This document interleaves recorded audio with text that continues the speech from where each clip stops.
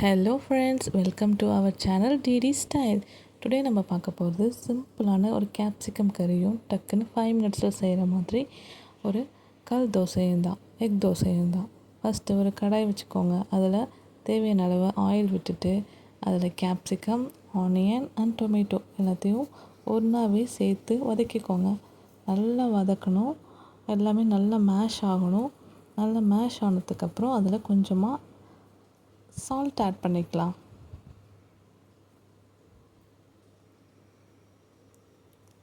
Salt add பண்ணி நல்லா வதக்கிக்கோங்க.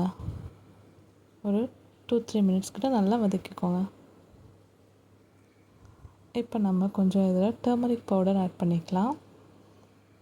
நெக்ஸ்ட்டு கொரியாண்டர் பவுடர் ஆட் பண்ணிக்கலாம். நெக்ஸ்ட்டு சில்லி பவுடர் ஆட் பண்ணிக்கலாம்.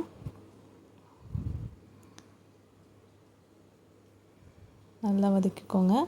நெக்ஸ்ட்டு கொஞ்சம் கரம் மசாலாவும் ஆட் பண்ணிக்கலாம்.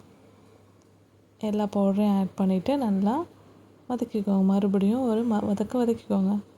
அதுக்கப்புறம் உங்களுக்கு தேவையான அளவு வாட்டர் விட்டுட்டு அது நல்லா பாயில் ஆகிற வரைக்கும் வெயிட் பண்ணுங்கள்.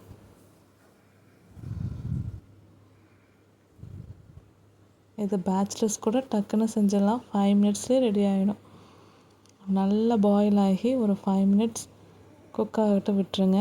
கொஞ்சம் கிரேவி கன்சிஸ்டன்சி பார்த்துட்டு உங்களுக்கு ஏற்ற மாதிரி பார்த்துட்டு லாஸ்ட்டாக கொஞ்சம் கொரியாண்டர் லீவ்ஸ் போட்டு கொஞ்சம் பாயில் ஆக விடுங்க.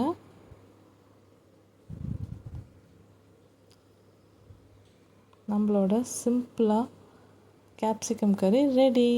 இதை நீங்கள் சப்பாத்தி, தோசை, இட்லி, உங்களுக்கு அப்புறம் சாதத்து கூட வச்சு சாப்பிட்லாம். 5 மினிட்ஸ்லேயே ஈஸியாக செஞ்சிடலாம்.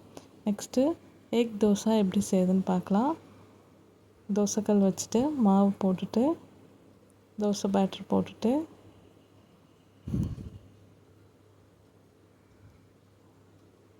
ஒரு எக்கை உடச்சி ஊற்றிட்டு மேலே கொஞ்சம் ஜீரா பெப்பர் பவுடர் போட்டுட்டு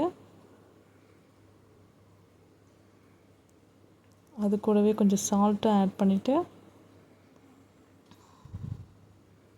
கீ கொஞ்சம் தாராளமாக விட்டு தோசையை அழகாக திருப்பி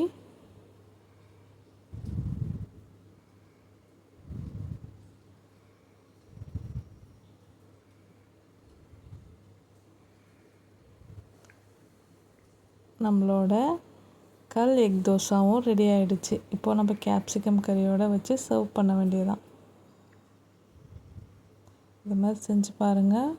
1 சாப்பிட்றவங்க 10 கூட சாப்பிடுவாங்க. Thank you for watching.